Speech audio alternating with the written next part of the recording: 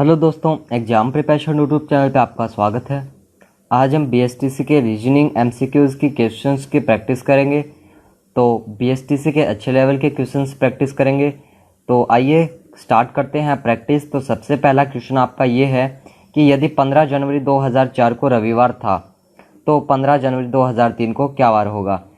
आपको 2004 का वार दिया हुआ है, आपको बताना है 2003 का वार, यानी कि एक साल पीछे का वार बताना है। आपको कैलेंडर के अंदर आपको चलना है पीछे, यानी कि पीछे का वार बताना है। तो आपको पता है कि 2003 एक सामान्य वर्ष है, और जो सामान्य वर्ष का जो 1 जनवरी का जो वार होता है वही अगले वर्ष का एक दिन बढ़ाकर वार होता है। यानी कि 2003 की 1 जनवरी का जो वार था वही 2004 की 1 जनवरी को वार होगा, एक दिन बढ़ाकर। तो 15 जनवरी 2004 को आपको वार दिया है, रविवार है, और आपको 15 जनवरी 2003 का वार निकालना है, यानी कि पीछे का निकालना है। अगर आगे का निकालना होता तो एक दिन बढ़ा देते, और पीछे का निकालना है तो एक दिन घटा देंगे। तो रविवार -1 होता है शनिवार। तो इस क्वेश्चन का आपका आंसर होगा वो होगा शनिवार। कैसे होगा मैं आपको एक बार और बता देता हूँ कि 1 जनवरी 2004 को रविवार था, तो 1 जनवरी 2003 को शनिवार होगा। क्यों होगा? क्योंकि 2003 एक सामान्य वर्ष होता है, और सामान्य वर्ष की 1 जनवरी का जो वार होता है वही अगले वर्ष लीप वर्ष हो या फिर कोई अन्य वर्ष हो तो उसी 1 जनवरी को एक दिन बढ़ा कर वार होता है। यानी कि 2003 की 1 जनवरी को मान लो शनिवार था, तो 2004 की 1 जनवरी को एक दिन बढ़ाकर यानी कि रविवार होगा। तो इसी प्रकार 15 जनवरी 2003 को शनिवार था, तो 15 जनवरी 2004 को रविवार होगा, यानी कि एक दिन बढ़ा दिया। तो इस क्वेश्चन का जो आंसर होगा आपका वो होगा शनिवार। इसके बाद में अगला प्रश्न के लिए आपका निर्देश दिया गया है दूसरे और तीसरे प्रश्न के लिए कि निम्नलिखित प्रश्नों में से 4 में से 3 एक जैसे हैं। 4 ऑप्शन दिए हैं और 3 उनमें से एक जैसे हैं, और इसलिए एक समूह बनाते हैं। कौन सा है जो समूह नहीं बनाता? तो 4 में से एक भिन्न है, वो आपको बताना है। तो ये है दूसरा प्रश्न। इनमें से आपको 3 तो एक जैसे हैं और एक है अलग। तो पहला ऑप्शन है हरियाणा, उसके बाद में गुजरात, उसके बाद में केरल और उसके बाद में महाराष्ट्र। तो इन चारों में से जो अलग है वो आपको बताना है। तो इन चारों में से जो अलग है वो है हरियाणा। कैसे अलग है? कि शेष 3 राज्य हैं, यानी कि ये जो गुजरात, केरल और महाराष्ट्र, ये 3 राज्य है, ये समुद्र तटवर्ती राज्य है, यानी कि समुद्र के किनारे पर है। और ये जो हरियाणा है ये चारों ओर से भूमि से घिरा हुआ है, स्थल से घिरा हुआ है, इसलिए यह एक लैंडलॉक्ड राज्य है। तो हरियाणा एक लैंडलॉक्ड राज्य है, और ये जो शेष 3 बच गए ये समुद्र तटवर्तीय राज्य है, इसलिए हरियाणा अलग हो गया। तो इस प्रश्न का आंसर होगा हरियाणा। इसके बाद में अगला प्रश्न यही है, भिन्न बताना आपको कि कौन सा अलग है इन 4 ऑप्शन में से। आलू, धनिया, अदरक और प्याज, इन चारों में से अलग कौन सा है? तो वो है धनिया। इन चारों में से धनिया अलग है। कैसे अलग है? कि प्याज, आलू और अदरक, प्याज, आलू और अदरक ये तीनों ज़मीन के अंदर उत्पादित होते हैं, और ये जो धनिया बच गया ये ज़मीन के ऊपर उत्पादित होता है, इसलिए ये इन चारों में से भिन्न है, अलग है। इसके बाद में आपका अगला प्रश्न है कि निम्नलिखित प्रश्न में अंकों के विषम युग्म को चिह्नित कीजिए।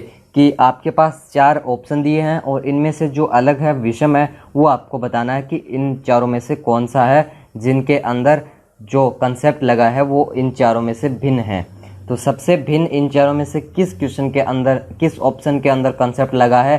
तो आपको सबसे पहले ये देखना है कि ऑप्शन नंबर 1 के अंदर क्या कंसेप्ट लगा है। तो ऑप्शन नंबर फर्स्ट के अंदर ये कंसेप्ट लगा है कि 45 × 3 प्लस में 5 जोड़ दो तो आपका बन जाएगा 140, 140। यानी कि 45 आपको दिया है, इसको 3 से मल्टीप्लाई किया और इसके अंदर 5 ऐड कर दिया तो बन गया 140, यानी कि × 3 + 5 तो 110। इसी प्रकार दूसरे ऑप्शन के अंदर देखते हैं कि क्या कंसेप्ट है। तो दूसरे ऑप्शन के अंदर 35 × 3 + 5 तो आपका बन गया 110, इसके अंदर भी यही कंसेप्ट है। और तीसरे ऑप्शन के अंदर ये देख लो कि 30 × 3 प्लस में 10 करना पड़ रहा है, तब आपका बनेगा 100। और इसके बाद में लास्ट ऑप्शन देख लो कि 25 × 3 + 5 बन गया 80। तो इन तीनों में समान कंसेप्ट है, लेकिन ये जो तीसरा ऑप्शन है इसके अंदर अलग कंसेप्ट है। कैसे अलग है? क्योंकि बाकी सब में 5 प्लस करना पड़ता था, लेकिन इसके अंदर हमने 10 प्लस किया। इंटू 3 तो सब में किया, लेकिन इसके अंदर प्लस 10 किया, बाकी में हमने प्लस 5 किया।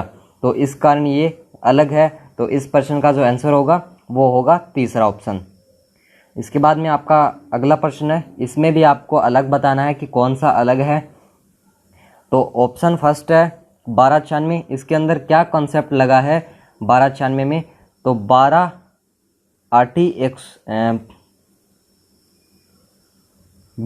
आठी होता है 96। तो 12 आठी 96, यानी 12 को 8 से मल्टीप्लाई किया, 96 आ गया। इसके बाद में 15 है, तो 15 को 8 से मल्टीप्लाई किया, 120 आ गया। उसके बाद में आपका 16 है, 16 को 8 से मल्टीप्लाई किया, 128 आ गया। लेकिन 13 को 9 से मल्टीप्लाई किया, तब 117 आया। बाकी सब में 8 से मल्टीप्लाई किया, लेकिन इसमें 9 से मल्टीप्लाई किया, तब 117 आया। 13 नहीं में 117। तो ये जो ऑप्शन नंबर सेकंड है ये भिन्न है, अलग है। ये सभी BSTC के एडवांस लेवल के क्वेश्चंस हैं, बहुत ही बेसिक से है और आसान से हैं।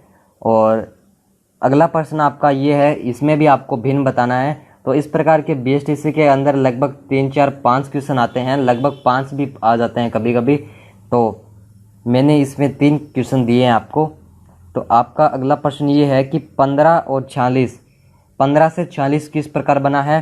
तो 15 के अंदर मल्टीप्लाई किया 3 का और प्लस में 1 ऐड कर दिया, तो बन गया 46। 15 तिया 45 प्लस 1 46।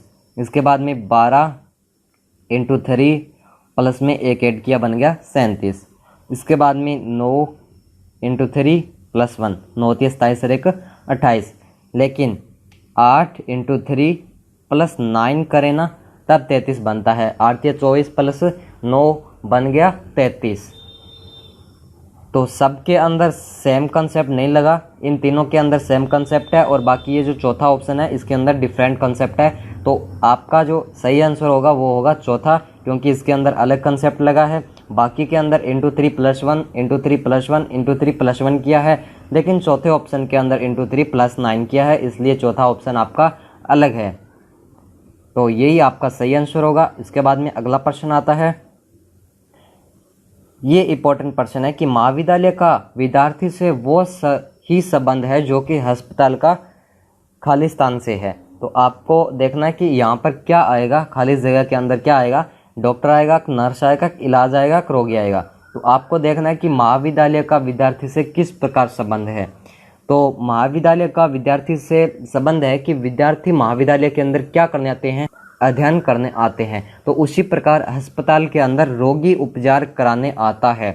तो यहाँ पर आएगा आपका फोर्थ ऑप्शन। तो महाविद्यालय का विद्यार्थी से वही संबंध है जो अस्पताल का रोगी से है। तो रोगी अस्पताल के अंदर अपना इलाज कराने आते हैं और विद्यार्थी महाविद्यालय के अंदर पढ़ने जाते हैं, ज्ञान लेने के लिए आते हैं। तो आपका फोर्थ ऑप्शन होगा वो राइट आंसर होगा। इसके बाद में अगला प्रश्न है कि सिग्नल और ट्रैफिक, कि जिस प्रकार सिग्नल का संबंध ट्रैफिक से है, तो उसी प्रकार इनमें से कौन सा ऑप्शन आपको सही लग रहा है वो आपको देखना पड़ेगा कि बांध का संबंध नदी से है कि नहीं, लेंस का संबंध प्रकाश से है कि नहीं, दरवाजे का संबंध मकान से है कि नहीं, ऑपरेशन का डॉक्टर से है कि नहीं। जिस प्रकार सिग्नल का ट्रैफिक से है, तो आपको यहाँ पर देखना है कि कौन सा सही आंसर होगा।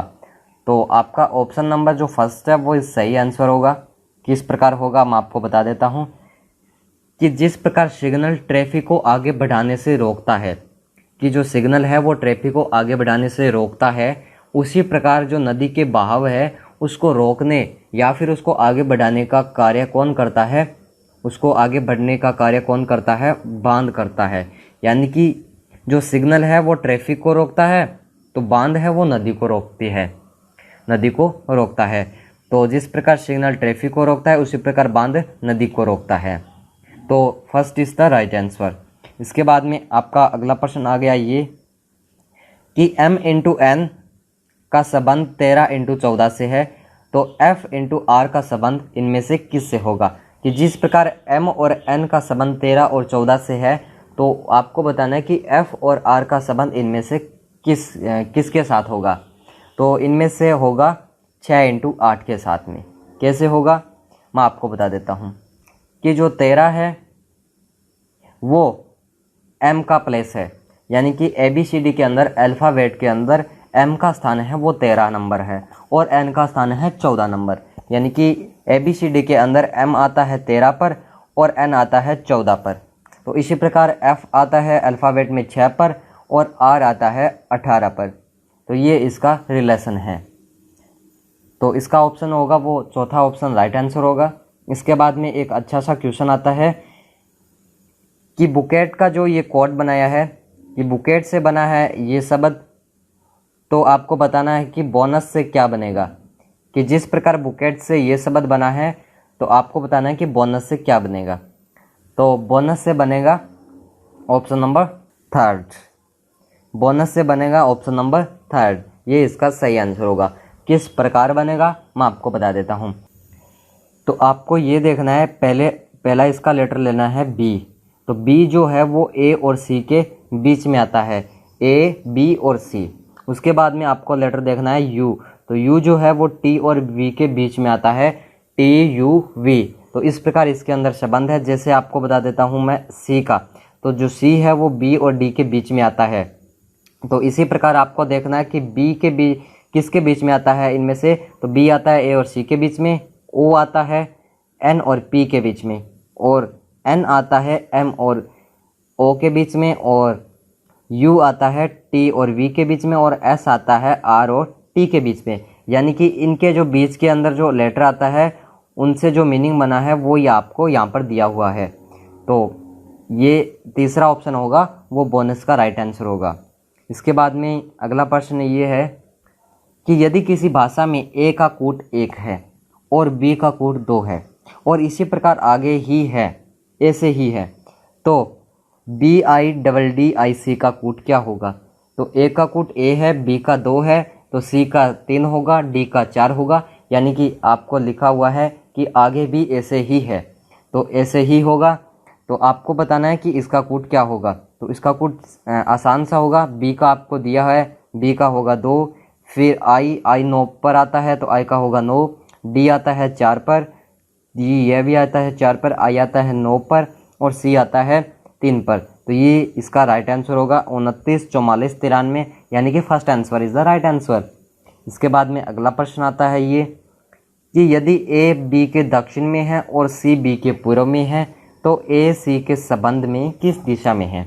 ये थोड़ा एडवांस लेवल का क्वेश्चन है और आसान सा भी क्वेश्चन है। आपको क्या है कि थोड़ा डायग्राम बना लेना है कि यदि A B के दक्षिण में है तो B के दक्षिण में A को बना दो। दक्षिण ये डायरेक्शन है, यहाँ पर आ गया A, ठीक है। B के दक्षिण में कौन है, A है, और C है वो B के पूर्व में है, तो B के पूर्व में बना दो C। तो A C से किस दिशा में है, तो आपको बताना है ये A है वो C के किस दिशा में है। तो A और C है किस दिशा में है ये आपको बताना है। तो A और जो C है वो है दक्षिण पश्चिम दिशा के अंदर, यानी कि 4th ऑप्शन दक्षिण पश्चिम दिशा के अंदर है। किस प्रकार है, डायरेक्शन आप सभी को पता है, इस प्रकार होती है। इधर होता है नॉर्थ, इधर होता है साउथ, और इधर होता है ईस्ट, और इधर होता है वेस्ट, ठीक है। तो डायरेक्शन आपकी आई है इस प्रकार, यानी कि डायरेक्शन इस प्रकार आई है। तो W और S के बीच में, यानी कि वेस्ट और साउथ के बीच में जो डायरेक्शन होती है उसको कहते हैं साउथ वेस्ट डायरेक्शन, यानी कि दक्षिण पश्चिम दिशा। तो जो A है वो C के दक्षिण पश्चिम दिशा के अंदर है। तो A C के संबंध में दक्षिण पश्चिम में है। तो 4th option is the right answer. इसका उत्तर होगा वो चौथा ऑप्शन होगा दक्षिण पश्चिम। इसके बाद में आपका अगला प्रश्न आता है, नंबर सीरीज का प्रश्न है 5, 7, 10, 15 और 22, और इसके बाद में आपको बताना है कि 22 के बाद में क्या होगा। तो 22 के बाद में आपको मैं बता देता हूँ 31 होगा। किस प्रकार होगा मैं आपको बता देता हूँ। आपको सबसे पहले इनका अंतर निकाल लेना है कि 5 और 7 के बीच में कितने का अंतर है, 2 का अंतर है। 7 और 3 के बीच में, 7 और 10 के बीच में है 3 का अंतर, और 10 और 15 के बीच में 5 का, और 15 और 22 के बीच में है 7 का ये अंतर है। तो आगे भी कितने का अंतर होना चाहिए? 9 का होना चाहिए। क्यों होना चाहिए? क्योंकि ये जो संख्याएं हैं वो विषम संख्याएं हैं। 2, 3, 5, 7, 9 ये विषम संख्याएं हैं, यानी कि ऑड नंबर है। तो आगे आएगा 9, तो 22 और 9 होता है 31। तो आपका जो फर्स्ट ऑप्शन है वही सही उत्तर है इसका। इसके बाद में आपका अगला प्रश्न आता है 703, 655, 607, 559, 511 और 463, यानी कि संख्याएं जो है वो घटती हुई है, घटते क्रम के अंदर है। तो आपको बताना है कि 463 के बाद में क्या आएगा। तो 463 के बाद में आएगा 415। 463 के बाद में 415 आएगा। क्यों आएगा, किस प्रकार आएगा, मैं आपको बता देता हूँ। जो 703 है और 655 है, इनके बीच में कितने का अंतर है? अंतर है -48 का, क्योंकि घटता हुआ है। और 655 607 के बीच में भी -48 का है। इस प्रकार सभी के अंदर जो अंतर है वो समान है, -48 का। तो 463 में से -48 किए, कितने बच गए? तो बच गए आपके पास 415। तो इस प्रश्न का आंसर है वो ऑप्शन थर्ड है, 415। इसके बाद में थोड़ा सा अलग टाइप का प्रश्न है। इसके बाद में आपका अगला प्रश्न ये है कि एक पिता वर्तमान में अपने पुत्र से 3 गुना बड़े हैं। 5 वर्ष पूर्व वे अपने पुत्र से 4 गुना बड़े थे। पुत्र की आयु क्या है? तो आपको 4 ऑप्शन दिए हैं और पुत्र की आयु बतानी क्या है। तो ये क्वेश्चन थोड़ा अलग है, मैथ का है और रीजनिंग में भी आता है। बीएसटीसी के अंदर भी ये क्वेश्चन आया हुआ है। तो आपको मैं बता देता हूँ कि एक पिता है वो वर्तमान में अपने पुत्र से 3 गुना बड़े हैं। तो 3 गुना बड़े हैं तो आपको सबसे पहले क्या करना होगा? पुत्र की आयु माननी पड़ेगी कि पुत्र की वर्तमान आयु क्या होगी। तो पुत्र की जो वर्तमान आयु है वो मान लो आपको x वर्ष है। तो पुत्र की x है तो पिता की कितनी होगी? 3x होगी। 3x क्यों होगी? क्योंकि जो पिता है वो वर्तमान में पुत्र से 3 गुना बड़े हैं। इसके बाद में अगली लाइन पढ़ो आप कि 5 वर्ष पूर्व वे अपने पुत्र से 4 गुना बड़े थे। 5 वर्ष पूर्व यानी कि 5 साल पहले वो अपने पुत्र से 4 गुना बड़े थे। तो जो पुत्र की आयु हो गई वो हो गई x - 5, यानी कि 5 वर्ष पूर्व कितने गुना बड़े थे? 4 गुना बड़े थे, यानी कि इंटू में 4 कर दो और बराबर कर दो पिता की आयु। तो 3x कितने वर्ष पूर्व है? 5 वर्ष पूर्व। तो ये समीकरण आप सॉल्व कर लो। तो आ गया 4x - 5 के 20 बराबर 3x - 5, ये आ गया। और 4x में से 3x घट गए, आपका बच गया 1x, यानी कि x बच गया बराबर 20 में से ये जो 5 है वो घट गए। तो 20 में से 5 गए, कितने बच गए आपके? 15। तो x बराबर आ गया 15। तो आपको प्रश्न में ये पूछा है कि पुत्र की आयु क्या हो गई। तो आपको ऑप्शन में दिया है 15 वर्ष, तो पुत्र की आयु होगी 15 वर्ष। तो इस प्रश्न का जो आंसर है वो है ऑप्शन नंबर सेकंड, 15 वर्ष। यही इस क्वेश्चन का सही आंसर होगा। तो इस प्रकार हमने आज लगभग 15 बीएसटीसी के क्वेश्चंस की प्रैक्टिस कर ली है। इसी प्रकार आगे हम और क्वेश्चंस की प्रैक्टिस करेंगे। अगर आपको ये क्वेश्चन बहुत ही अच्छे तरीके से समझ में आ गए हैं और आपको लगता है कि ये वीडियो आपके लिए बहुत ही फ़ायदेमंद रही है, तो आप इस वीडियो को लाइक करें और अपने दोस्तों के साथ शेयर करें। और आप इस चैनल पे अगर नए विजिटर हो तो आप इस चैनल को सब्सक्राइब करें, क्योंकि आगे भी हम इसी प्रकार कुछ और एडवांस लेवल के क्वेश्चंस की प्रैक्टिस करेंगे। इसके बाद में कल की वीडियो के अंदर हम राजस्थान जीके के जो पर्वत है उनके बारे में प्रैक्टिस करेंगे कि पर्वतों के जितने भी क्वेश्चंस पिछले एग्जाम के अंदर पूछे जा चुके हैं वह सभी क्वेश्चंस हम कल की वीडियो के अंदर प्रैक्टिस करेंगे। तो कल की वीडियो देखना ना भूलिएगा।